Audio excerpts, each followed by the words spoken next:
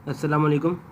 आज इस lecture series में और सवाल को हम सॉल्व करने जा रहे हैं जो कि ज़ीरो इनपुट रिस्पांस के ही सवाल हैं और कुछ अलग कैटेगरीज में। अब तो जिस तरह हमने लास्ट क्वेश्चन जो किया था, क्वेश्चन नंबर 3 का ए पार्ट किया था, अब बारी है बी पार्ट की।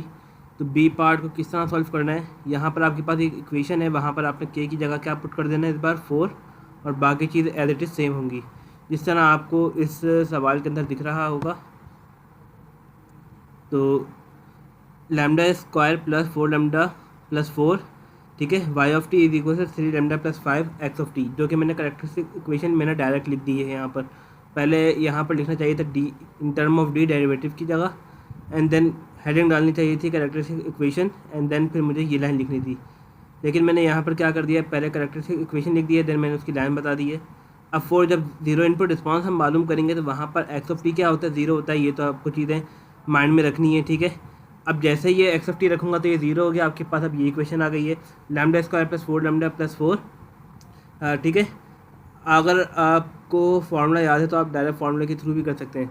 तो अगर आप इसको थोड़ा सा याद करें तो ये कुछ ये फार्मूला बनता है लैम्डा प्लस 2 का स्क्वायर, ठीक है, इज इक्वल्स टू 0। लेकिन मैंने इसको किया किस तरीके से, मैंने यहाँ पर भी फैक्टराइजेशन ही अप्लाई की है, और इसी तरीके से मैंने इसको ओपन कर दिया 2 लैम्डा प्लस 2 लैम्डा प्लस 4। आप इसको फार्मूले के थ्रू भी कर सकते थे, जो कि बनना यही था लैम्डा प्लस 2 स्क्वायर, जो कि ये इंडिकेट कर रहा है कि जो यहाँ पर रूट्स आई हैं वो क्या आई हैं, सेम आई हैं। तो यहाँ पर आप क्या करेंगे, lambda is equals to lambda plus 2 is equals to 0। जब मैं प्लस 2 को उस तरफ भेजूँगा तो -2 बन जाएगा। सिमिलरली यहाँ पर भी, जो कि ये इंडिकेट कर रहा है कि जो ये रूट्स क्या हैं, रिपीटेड रूट्स हैं। तो यहाँ पर वाई ऑफ टी क्या बनेगा। तो अब आपको एक चीज़ और याद रखनी है, हमने कौन कौन सा भी केस डील कर लिए हैं। अभी हमने सिर्फ डिस्टिंक्ट रूट के ही केस को डील किया है, जो कि जब भी डिस्टिंक्ट रूट आएगा, मैं यहाँ पे डिस्टिंक्ट लिख देता हूँ बस। तो वहाँ पर वाई ऑफ टी किस तरह बनता है, वाई ऑफ टी बनेगा आपका जस्ट सिंपल सी ई की पावर लैम्डा टी, ठीक है। तो ये बनेगा। अब जब आपके पास रिपीटेड के बात आ जाएगी, जब आप रिपीट हो रहा होगा आपका रूट, ठीक है, तो रिपीट के लिए इक्वेशन क्या बनेगी, जैसे कि यहाँ लिखी हुई है, मैं यहाँ पर भी लिख देता हूँ Y of T is equals to C1 plus C2t E की पावर लैम्डा टी, ई की पावर लैम्डा टी, ठीक है।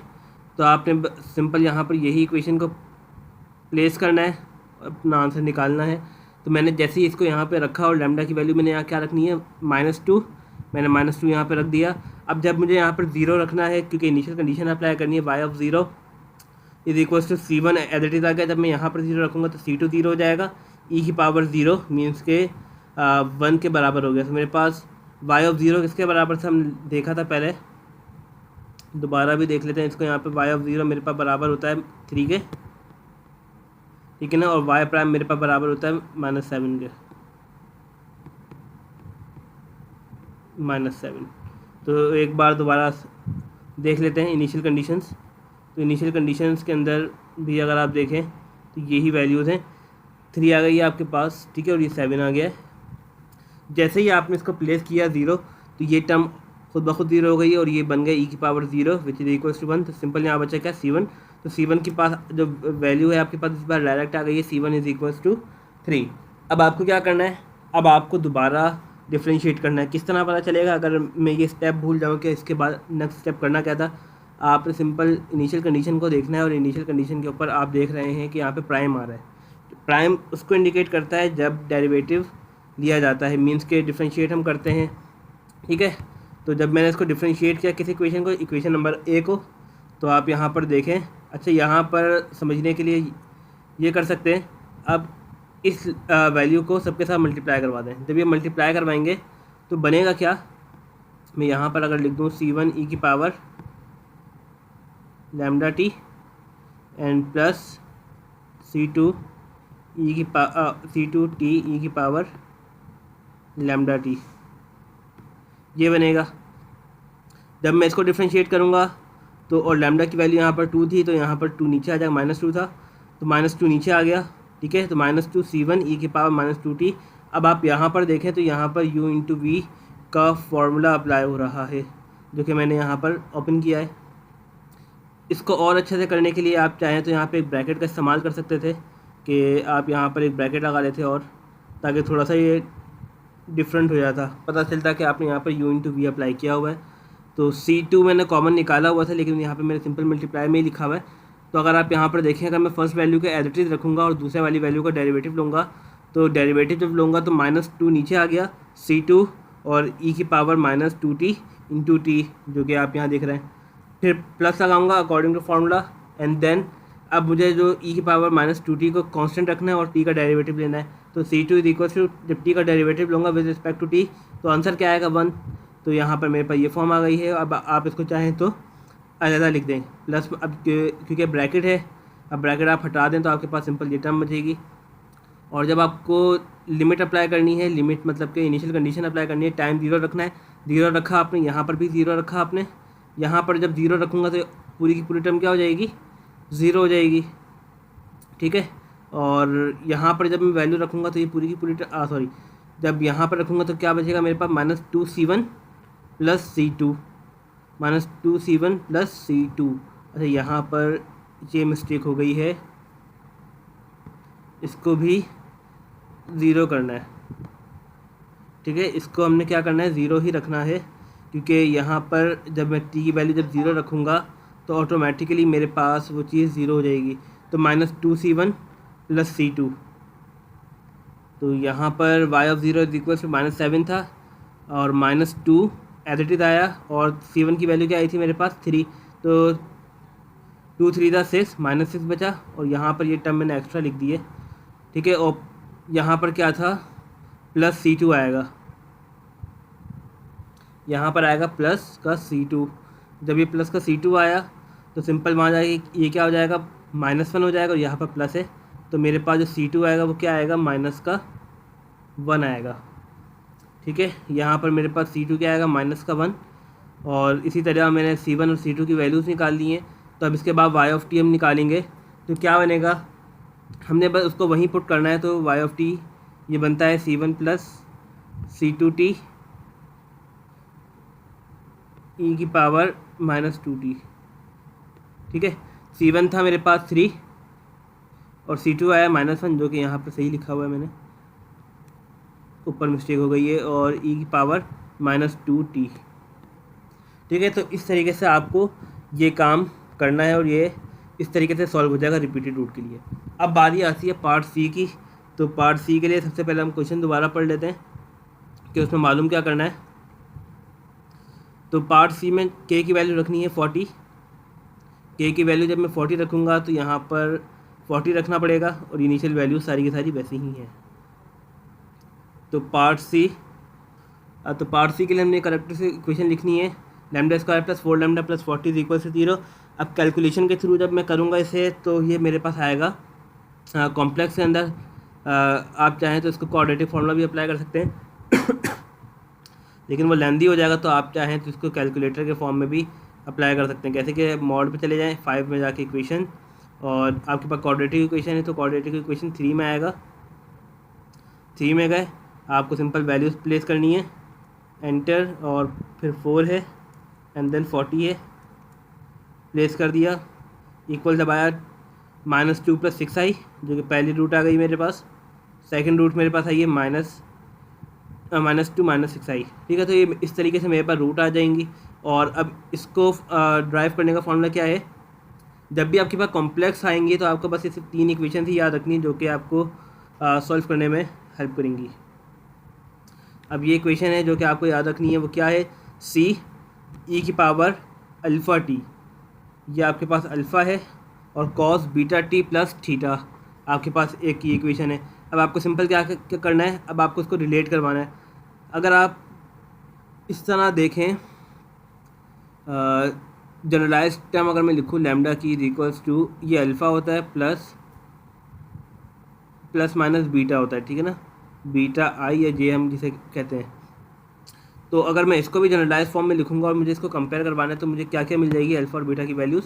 तो जनरलाइज फॉर्म में मेरे पास लैम्डा की वैल्यू क्या आई भी है, -2 + माइनस बीटा इंटू 6i। अगर मैं इसको कंपेयर करवा लूँगा इसके साथ, तो अल्फ़ा की वैल्यू क्या आ गई है मेरे पास -2 और बीटा की वैल्यू मेरे पास क्या आ गई है, प्लस माइनस को मैंने एज इट इज़ छोड़ दिया और आई से आई कैंसिल हो जाएगा, तो मेरे पास बीटा की वैल्यू आ गई है 6। तो इस तरीके से मैंने अल्फ़ा और बीटा की वैल्यूज़ तो निकाल ली हैं। तो अल्फ़ा और बीटा की वैल्यूज़ मैंने अभी पुट की नहीं है, लेकिन आपको अब आइडिया हो गया कि अल्फ़ा की वैल्यू क्या है यहाँ पर -2, बीटा की वैल्यू यहाँ पर क्या है 6। तो मैंने जैसे ही इनिशियल कंडीशन अप्लाई की y(0) तो जो कि बराबर था 3 के, तो मैंने यहाँ पे रखा 3 = ये टर्म हो गई 0, तो मीन्स है y(0) क्या बनता है 1, तो c आपके पास ये आ गया। जब यहाँ पर मैं रखूँगा t0 तो बीटा t आपके पास क्या हो गया 0, तो आपके पास बचा क्या cos थीटा, तो 3 = c cos थीटा, आपके पास ये टर्म आ गई है। अब जब हम इसको डिफ्रेंशिएट करेंगे दोबारा किस वाली टर्म को, इस वाली टर्म को, अब आप यहाँ पर खुद देख सकते हैं कि यहाँ पर u/v ही अप्लाई होगा। मैंने यहाँ पर u/v को अप्लाई कर दिया, ठीक है। तो सिंपल मेरे पास जस्ट ये वाली फॉर्म बन गई है। और अब मैं दोबारा यहाँ पर इनिशियल कंडीशन को अप्लाई कर रहा हूँ, तो y' क्या आ जाएगा मेरे पास -7, c ये आपके पास ऑटोमेटिकली 1 हो जाएगा, और माइनस साइन थीटा और ये बीटा आ गया आपके पास। तो आपके पास ये 2 टर्म्स आ गई हैं, ठीक है। तो आपने इसको और सिंप्लीफाई कर लिया।